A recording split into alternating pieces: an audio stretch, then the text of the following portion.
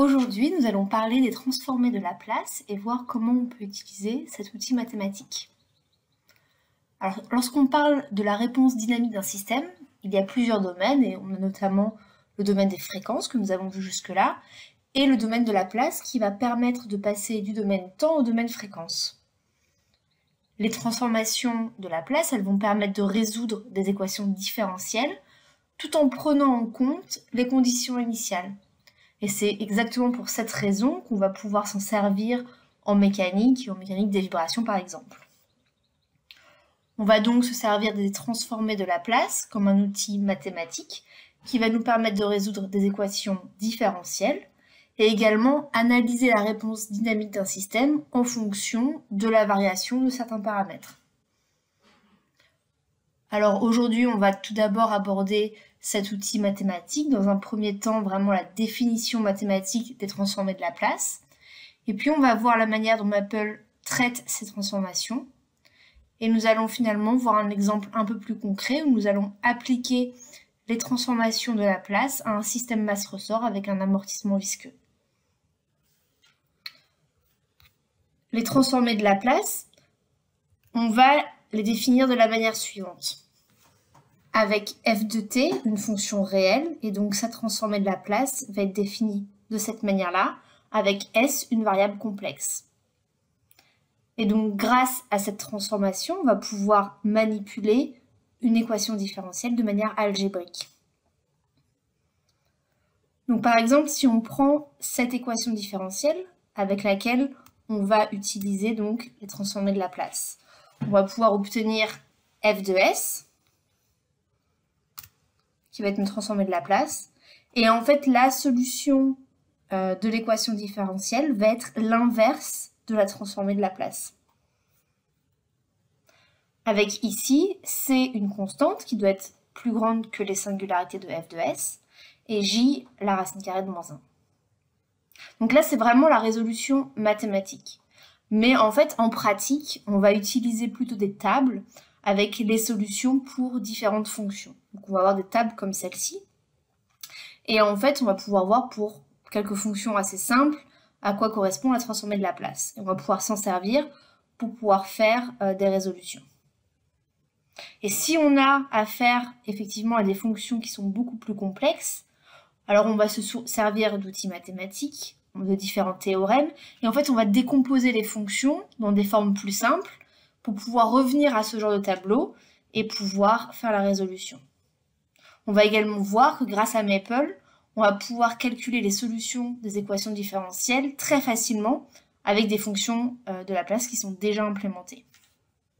On va comparer quelques exemples de fonctions que l'on peut résoudre avec Maple et on va les comparer aux étapes en fait manuelles qu'il faudrait faire pour atteindre le même résultat.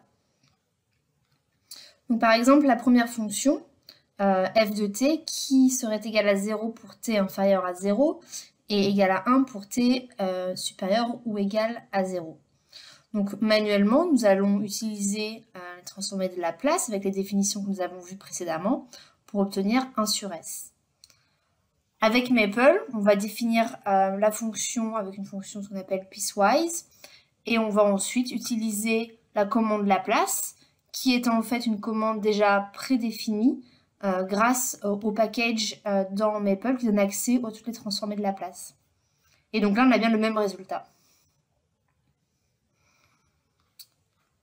Ensuite, la deuxième fonction ici. Donc là, on va s'intéresser à la dérivée, donc dx sur dt. Manuellement, il va falloir travailler sur l'intégration par partie pour pouvoir obtenir la transformée de Laplace. On peut voir qu'on a quand même plusieurs étapes pour obtenir la transformée de Laplace avec grand X de s, la transformée de Laplace de petit x de t. Lorsqu'on fait ça avec Maple, on va utiliser la commande de Laplace avec x.dt, donc qui est dx sur dt, en fonction de t et de s. Et on va faire l'évaluation de cette transformation de Laplace pour obtenir le même résultat, mais juste en deux lignes. Et donc en fait, on va se rendre compte que plus les fonctions sont complexes et plus il faudra faire des étapes manuelles pour simplifier ces fonctions, alors que Maple va nous donner des résultats très rapidement avec une ou deux lignes en utilisant les commandes de Laplace et quelques simplifications. Nous pouvons, grâce à Maple, calculer les transformées de Laplace et leur inverse, et ainsi obtenir les solutions des équations différentielles. Donc ici, par exemple, nous avons bien f de s. Manuellement, on va devoir simplifier, modifier un peu cette transformée de Laplace pour pouvoir ensuite obtenir l'inverse. Dans Maple, on va juste utiliser une commande inverse de Laplace pour obtenir le même résultat en seulement 2 lignes. Il y a même des cas encore plus compliqués où, par exemple, nous devrions peut-être utiliser la méthode de décomposition en éléments simples qui vont permettre de résoudre manuellement ces transformations. Et encore une fois, Maple va pouvoir faire ce calcul juste en 1 ou 2 lignes. On va voir un exemple dans la partie suivante, justement. Donc là, maintenant, nous voyons un exemple un peu plus concret où on a un système masse-ressort avec un amortissement visqueux. Donc encore une fois, on a notre système, donc le ressort, la masse, on va avoir notre amortissement et on va avoir une force externe également, F de t.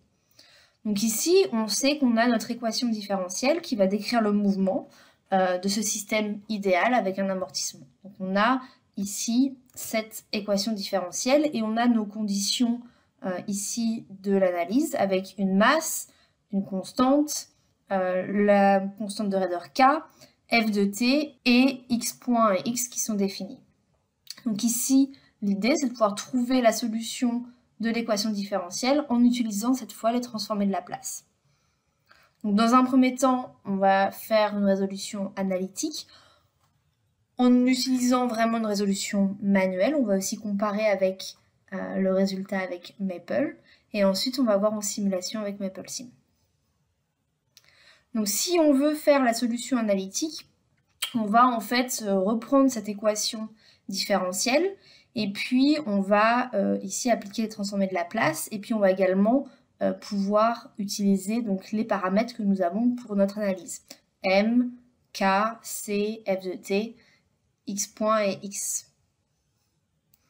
Et donc en fait on va pouvoir réécrire notre équation et ici on va voir notre grand X de S qui va être défini comme cela. On va faire une factorisation et puis ensuite on va décomposer en éléments simples.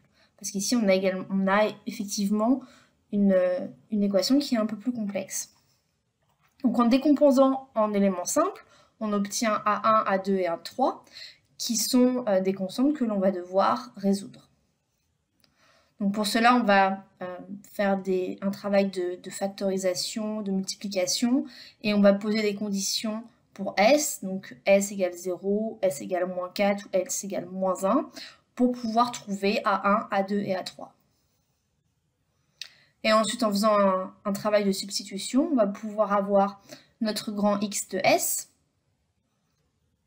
et ensuite utiliser les différentes propriétés et le tableau qu'on a par exemple vu précédemment pour obtenir la transformée inverse de Laplace, qui donc ici sera définie comme cela. Si on voulait faire la même chose avec Maple, on ferait le même travail de substitution au début pour pouvoir avoir les transformées de Laplace et remplacer donc les paramètres dans l'équation. Et donc on écrirait bien notre grand X de S de la même manière. Et ensuite on aurait tout simplement à utiliser la commande inverse Laplace pour pouvoir obtenir le résultat. Et donc ici, qu'est-ce que cette équation nous dit sur notre système? Elle nous dit que quand t va tendre vers l'infini, en fait, le déplacement va tendre vers 0,5 m. Et ça, on peut également le voir sur un graphique. Donc là, on peut faire un graphique qu'on va pouvoir tracer dans Maple. Donc on va avoir le déplacement en fonction du temps. Donc on va bien réutiliser ici notre transformée de Laplace. On va bien avoir le déplacement x en fonction du temps. Et on peut voir que quand le temps tend vers l'infini, on va bien avoir un déplacement qui va tendre vers 0,5 m. On peut maintenant comparer ça avec des résultats maintenant en simulation.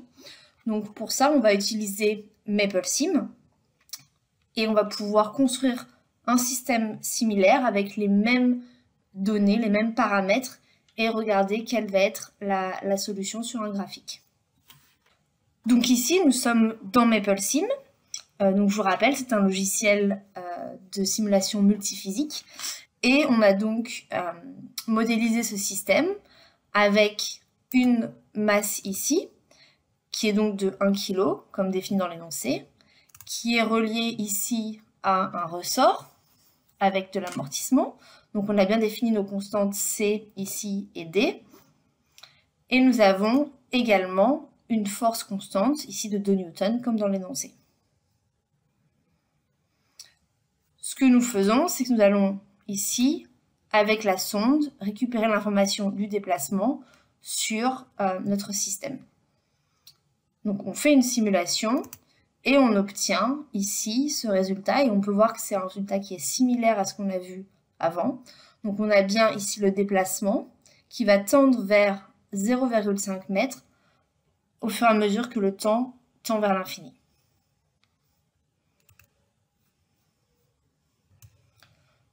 Donc les transformés de Laplace nous ont bien permis de faire une résolution ici des équations différentielles qui vont régir le mouvement de ce système. Merci.